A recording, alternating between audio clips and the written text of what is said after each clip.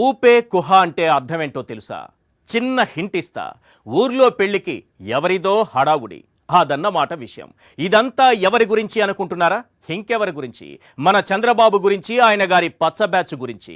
లేకపోతే ఏంటి సార్? తెలంగాణలో కాంగ్రెస్ గెలిస్తే దానికి కారణం మేమే అంటారు. మరో అడుగు ముందుకేసి బీఆర్ఎస్ను ఓడించింది మేమే అంటారు. గతంలో అమెరికాలో బైడెన్ గెలుపును కూడా వీళ్ల ఖాతాలోనే వేసుకున్నారు. అది వేరే విషయం అనుకోండి.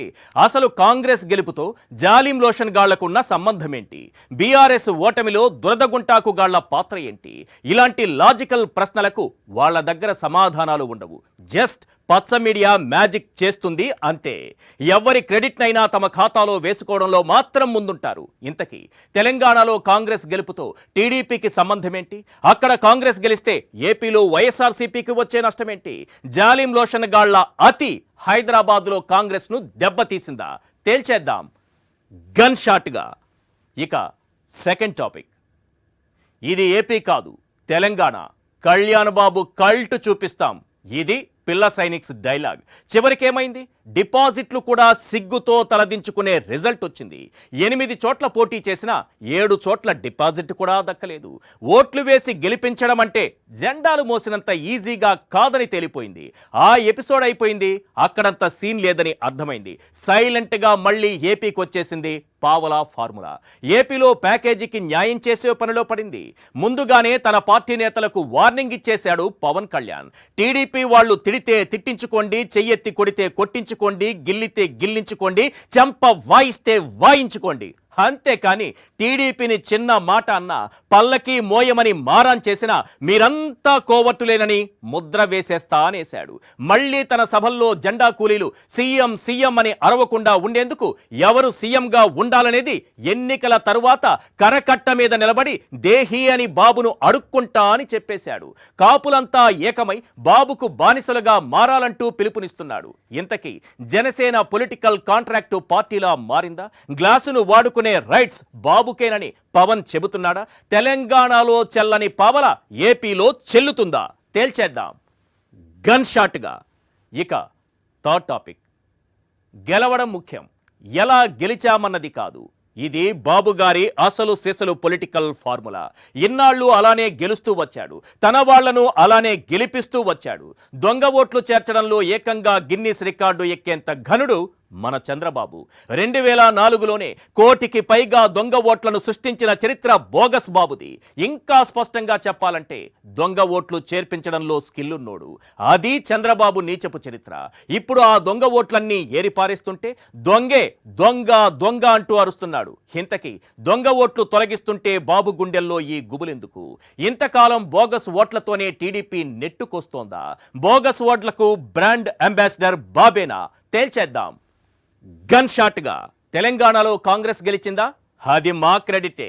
తెలంగాణలో బీఆర్ఎస్ ఓడిందా? అది మా క్రెడిటే. అమెరికాలో బైడెన్ గెలిచాడా? అది కూడా మా ఘనతే. అక్కడ ట్రంప్ ఓడిపోయాడా? అది మా సత్తానే. ప్రపంచంలో గెలుపోటములన్నీ శాసించే శక్తి మాకుంది. కానీ మేం పోటీ చేసే రాష్ట్రంలో మాత్రం ఘోరంగా ఓడిపోతాం. 23 సీట్లకే పరిమితం అవుతాం. అది సార్ మా కరకట్ట స్టామినా అంటే. ఎవరో విజయాన్ని తమ ఖాతాలో వేసుకుని అతికే అతి చేయడం బాబు అండ్ బ్యాచ్కు బాగా అలవాటైన విద్య.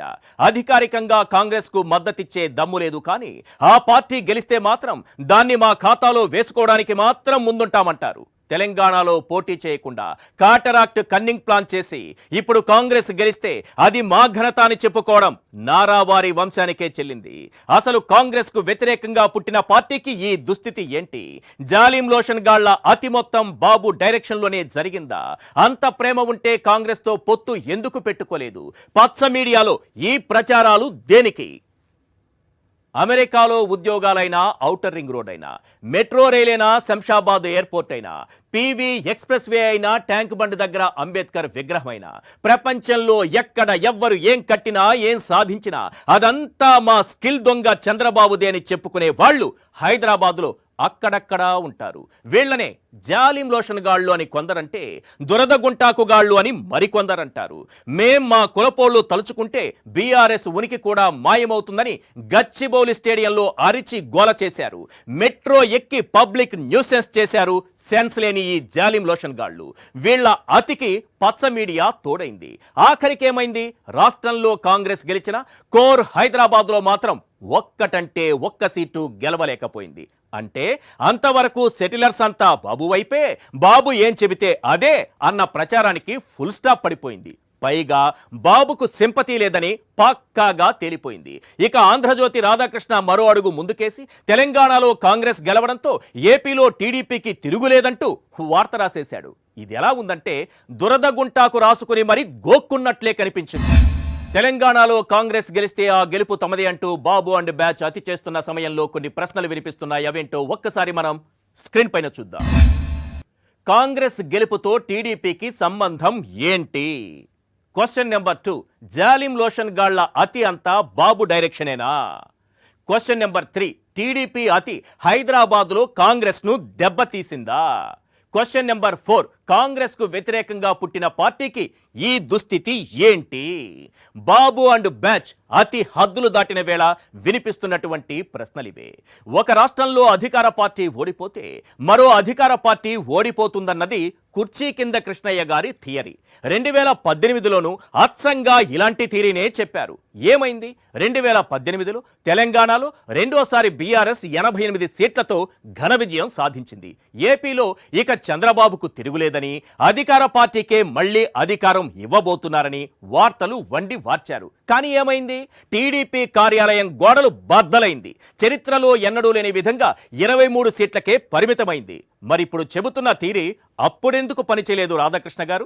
కర్ణాటకలో కాంగ్రెస్ గెలిస్తే మా వల్లే అంటారు, కాంగ్రెస్ ఓడితే మా వల్లే అంటారు. 2018లో రాజస్థాన్, మధ్యప్రదేశ్, ఛత్తీస్గఢ్లో కాంగ్రెస్ గెలవడానికి మేమే కారణమన్నారు.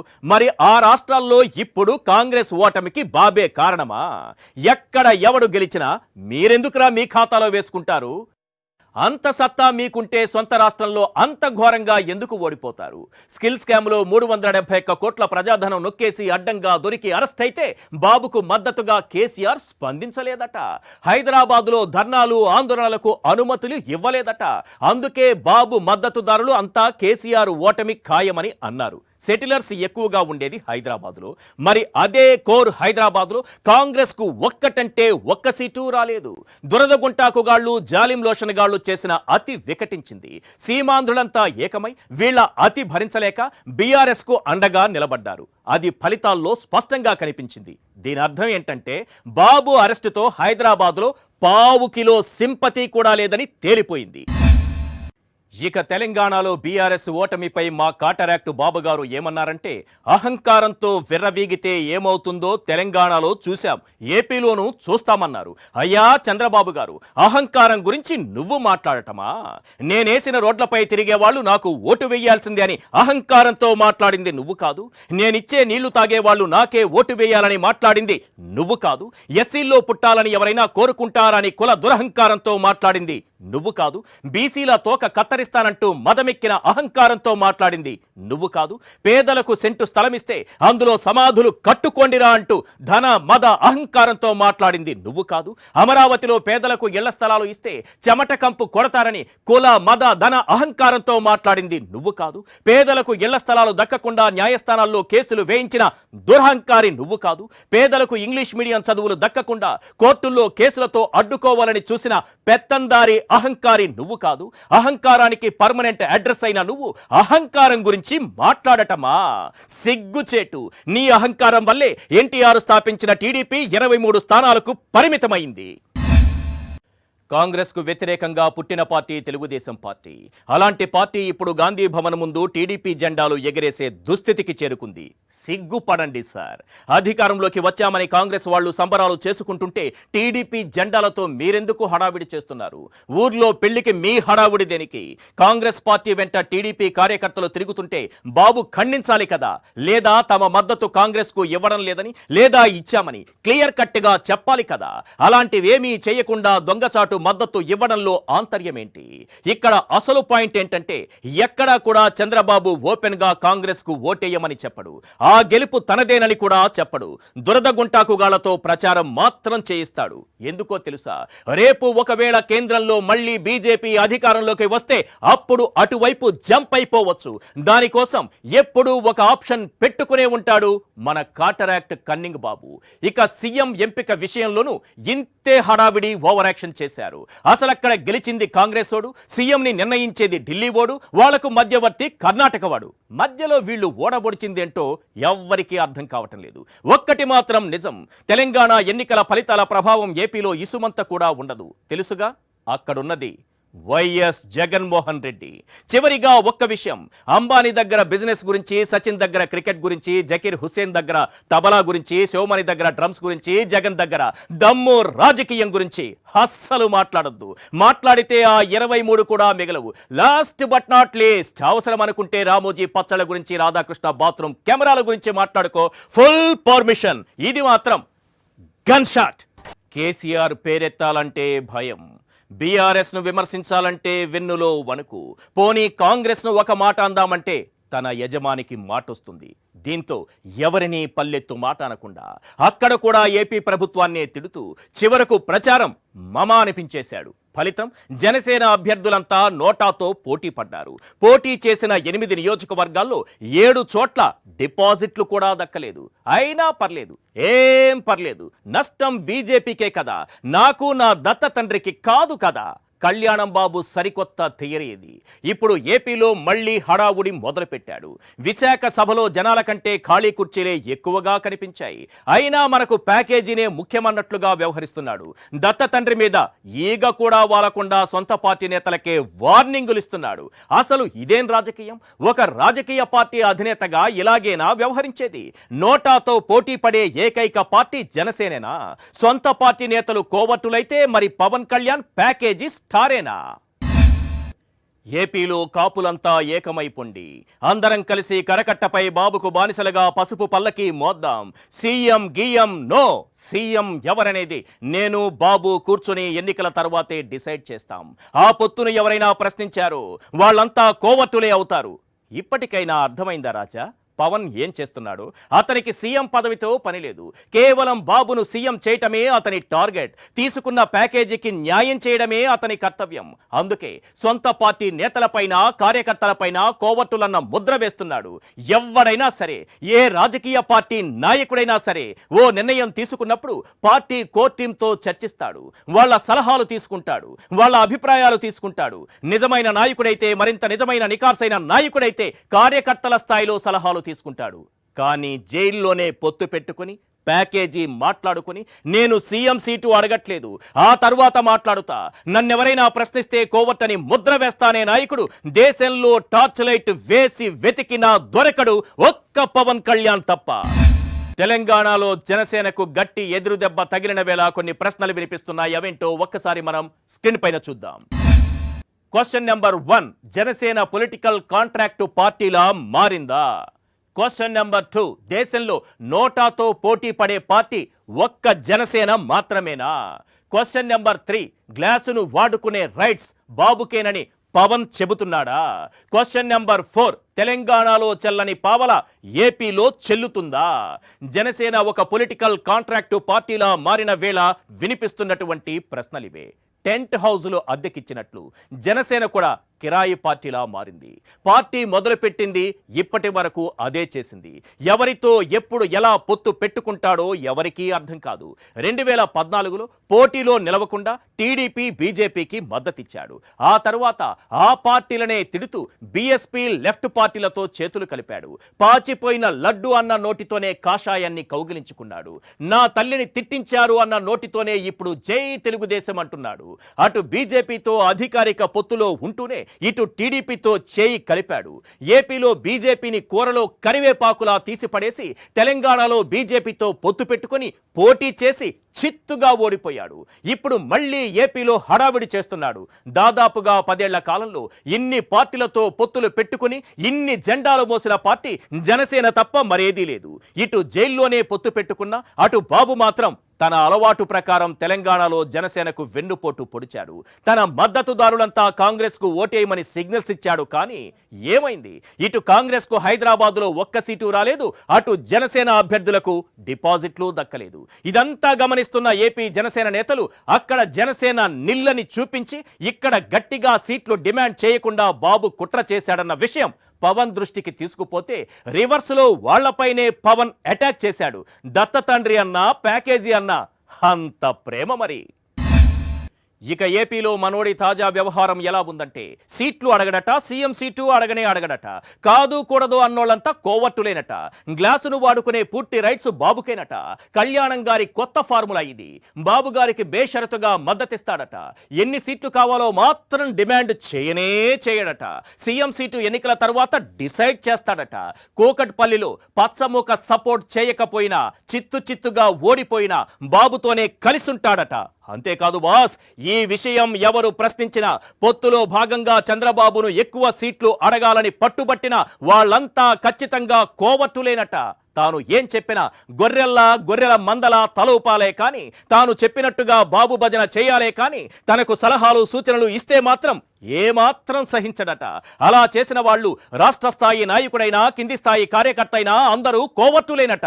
ఇలా ఎవరైనా మాట్లాడుతారా? ఏ పార్టీ అధినేత అయినా ఇలా మాట్లాడడం మీరెప్పుడైనా విన్నారా?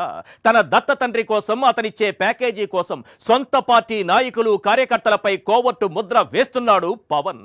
చరిత్ర మొత్తం తిరిగేసిన, జల్లెడపట్టి వెతికిన ఇలాంటి నాయకుడు మనకు దొరకడు. తెలంగాణలో చెల్లని పావలా ఏపీలో చెల్లుతుందా? ఎలా చెల్లుతుంది బాస్? ఎక్కడైనా చెల్లని కాసే. ఓటు వేసి గెలిపించడం అంటే జెండాలు మోసినంత సులభం కాదని ఇప్పటికే ఆ జెండా కూలీలకు అర్థమైంది.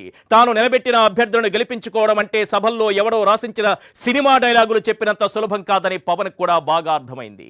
ఆ తెలంగాణ ఎఫెక్ట్ ఇప్పుడు ఏపీలో స్పష్టంగా కనిపిస్తోంది. ఆ లారీ యాత్ర సమయంలో వచ్చినంత జనాలు కూడా ఇప్పుడు రావడం లేదు. పవన్ సభల్లో జనాల కంటే ఖాళీ కుర్చీలే ఎక్కువగా కనిపిస్తున్నాయి. కావాలంటే ఆ దృశ్యాలు మీరే చూడండి.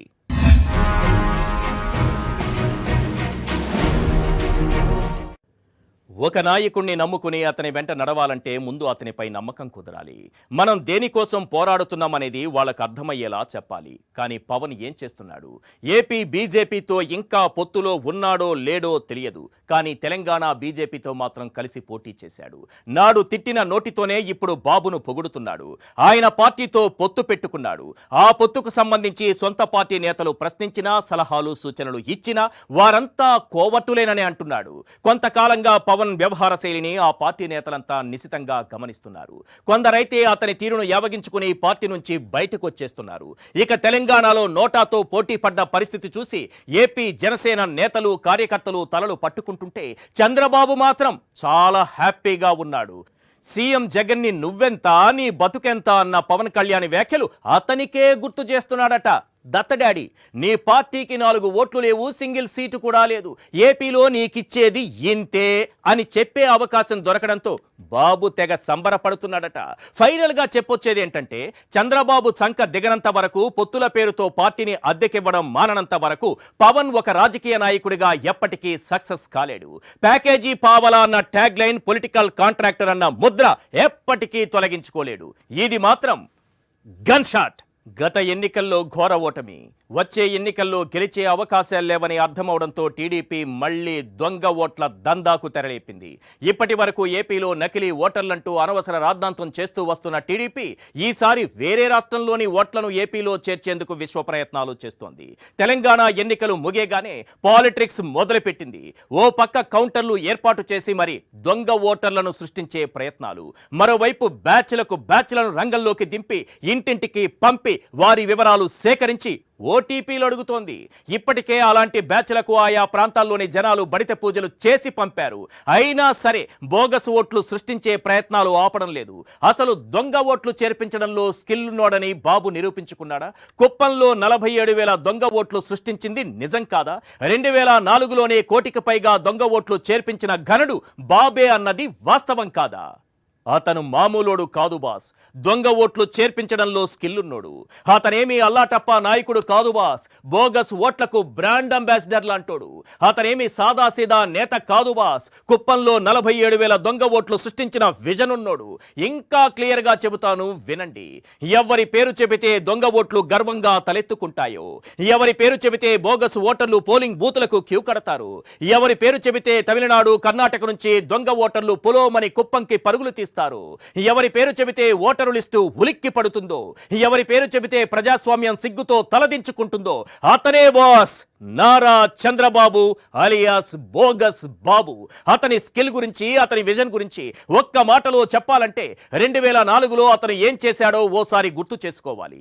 ఈ దేశంలో ఏ రాజకీయ నాయకుడికి సాధ్యం కాని విధంగా అతను మాత్రమే సాధించిన ఘనత ఏంటో తెలుసా? 1,20,00,000కు పైగా దొంగ ఓట్లను నమోదు చేయించడం. బాబు బోగస్ ఓట్ల బాగోతం బయటపడుతున్న వేళ కొన్ని ప్రశ్నలు వినిపిస్తున్నాయి. అవేంటో ఒక్కసారి మనం స్క్రీన్ పైన చూద్దాం. క్వశ్చన్ నెంబర్ 1, బోగస్ ఓట్లకు బ్రాండ్ అంబాసిడర్ బాబేనా?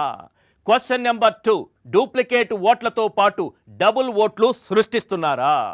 క్వశ్చన్ నెంబర్ 3, 2004లో కోటికి పైగా నకిలీ ఓట్లు చేర్పించింది బాబేనా?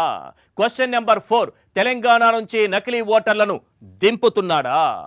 బాబు అండ్ బ్యాచ్ బోగస్ బాగోతం బయటపడ్డ వేళ వినిపిస్తున్నటువంటి ప్రశ్నలివి. బాబు సీఎంగా ఉన్నప్పుడు 2004 ఎన్నికలకు ముందు 92 లక్షల బోగస్ ఓట్లను ఎన్నికల కమిషన్ ఏరివేసింది. గెలుపుపై నమ్మకం లేక కోటికి పైగా బోగస్ ఓట్లు చేర్పించిన బాబు గెలవాలని చూస్తున్నాడని 2004 ఎన్నికలకు ముందు వైఎస్ రాజశేఖర రెడ్డి మిగిలిన ప్రతిపక్షాలతో కలిసి ఆధారాలతో ఎలక్షన్ కమిషన్ కి ఫిర్యాదు చేస్తే దీనిపై విచారణ జరిపి 92 లక్షల బోగస్ ఓట్లని ఎన్నికల సంఘం తొలగించింది. బాబు గారి బోగస్ బాగోతానికి అది మొదలు కాదు, ఇప్పటికీ అది అంతం కాలేదు. అంతకు ముందు ఆ తరువాత బాబు గారి బోగస్ బాగోతం కొనసాగుతూనే ఉంది. 2014లో టీడీపీ అధికారంలోకి వచ్చిన తరువాత దొంగ ఓట్లు, డబుల్ ఓట్లు లాంటివి సుమారు 60 లక్షల వరకు ఉన్నాయి. దీనిపై 2019 ఎన్నికలకు ముందు పోరాటం చేసి కేంద్ర ఎన్నికల సంఘం దృష్టికి తీసుకొచ్చి 30 లక్షల దొంగ ఓట్లను ఓటర్ల జాబితాలో తీసేయించింది వైఎస్ఆర్ కాంగ్రెస్ పార్టీ. ఒక్క కుప్పంలోనే 47,000కు పైగా దొంగ ఓట్లను చేర్పించారు. 2019 ఎన్నికలకు ముందు విశాఖ తూర్పు నియోజకవర్గంలో 30,000 దొంగ ఓట్లను చేర్పించారు. దొంగ ఓట్లు చేర్పించడమే కాదు, వైఎస్ఆర్ కాంగ్రెస్ పార్టీ మద్దతుదారుల ఓట్లను తొలగించిన ఘనత కూడా బాబుకే దక్కుతుంది. ఇలా సేవామిత్ర ద్వారా తొలగించిన ఓట్ల సంఖ్య 50 లక్షలకు పైమాటే. నాడు ఐటీ గ్రిడ్ పేరుతో డేటా తస్కరించి భారీగా దొంగ ఓట్లను చేర్పించింది టీడీపీ. ఇప్పుడు ఆధార్ సీడింగ్ తో బాబు గారి బోగస్ బాగోతాలన్నీ వెలుగులోకి వస్తున్నాయి. బోగస్ ఓట్లన్నీ ఏరిపారేస్తే మరిన్ని కష్టాలు తప్పవని తెలుసుకుని ఇప్పుడు ఎక్కడా లేని అక్కసు వెళ్ళగక్కుతున్నారు బాబు గారు. ఎల్లో మీడియాను అడ్డు పెట్టుకుని దుష్ప్రచారం చేయిస్తున్నారు. ఇప్పటి వరకు బాబు కర్ణాటక, తమిళనాడు నుంచి నకిలీ ఓటర్లను రంగంలోకి దింపుతాడని మనకు తెలుసు. ఇప్పుడు తెలంగాణ నుంచి కూడా రంగం సిద్ధం చేస్తున్నాడు. తెలంగాణలోని ఓటర్లను ఏపీ జాబితాలో చేర్చడానికి కౌంటర్లు ఏర్పాటు చేసి మరి కుట్రపూరిత ఓట్ల రాజకీయాలకు తెరలేపాడు. నిజాంపేట్ విజ్ఞాన్ స్కూల్లో ఏకంగా కౌంటర్ తెరిచింది టీడీపీ. దాంతో పాటు పలు కాలనీల్లో టీడీపీ ఓటర్ కౌంటర్లను ఏర్పాటు చేసింది. జీహెచ్ఎంసీ పరిధిలోని నిజాంపేట్, కుత్బుల్లాపూర్ పరిధిలో ఓటు నమోదు కేంద్రాలను షురూ చేసింది. మీకు ఏపీలో ఓటు కావాలా, మీ ఓటు చెక్ చేసుకోవాలా అంటూ డబుల్ ఓట్లు సృష్టించేందుకు యత్నాలు చేస్తోంది. తమకు అనుకూలంగా ఉండే వారందరినీ ఏపీలో ఓటర్లుగా చేర్పించే ప్రయత్నం చేస్తోంది. తెలంగాణలో ఓటేసిన వారిని కూడా ఏపీలో ఓటర్లుగా చేర్పించే కుట్రలకు పాల్పడుతోంది. ఇక చంద్రబాబు దీన్ని మాత్రమే నమ్ముకోలేదు. దొంగ ఓటర్లను చేర్పించడంతో పాటు ఏపీలో తమ మద్దతుదారులకు 2-3 చోట్ల ఓట్లు ఉండేలా ప్లాన్ చేసుకున్నాడు. ఆ మధ్య తిరుపతిలో ఓ మహిళకు 2 చోట్ల ఓట్లున్నాయి. దీంతో ఒకటి తొలగించారు. దీన్ని రాద్ధాంతం చేస్తూ టీడీపీ కార్పొరేటర్గా పోటీ చేయడమే నేరమా అంటూ పచ్చపత్రికలు కథనాలు వండివార్చాయి. ఇలా ఓ పద్ధతి ప్రకారం బాబు నరుక్కుంటూ వస్తున్నాడు. దొరికితే దొంగ, దొరకకపోతే దొర అన్నట్లుగా కాకుండా దొరికితే ప్రభుత్వంపై బురద జల్లడం, దొరకకపోతే కామ్గా లబ్ధి పొందడం, ఇట్లానే వ్యవహరిస్తున్నారు. సింపుల్ గా చంద్రబాబు బోగస్ వ్యవహారం గురించి చెప్పాలంటే వీలైతే వెన్నుపోటు, లేదంటే ఓటుకు నోటు, అది కాకపోతే బోగస్ ఓటు. ఇది బాబు గారి తీరు. ఫైనల్ గా ఇంకొక విషయం గుర్తుపెట్టుకో బాబు, దొడ్డిదారిన గెలిచే గెలుపు అది గెలుపు కాదు. ఈసారి నీకు అలా గెలిచే వీలు లేదు. నీ కాటరాక్ట్ ఆపరేషన్ పైన ఒట్టు, ఇది మాత్రం గన్ షాట్.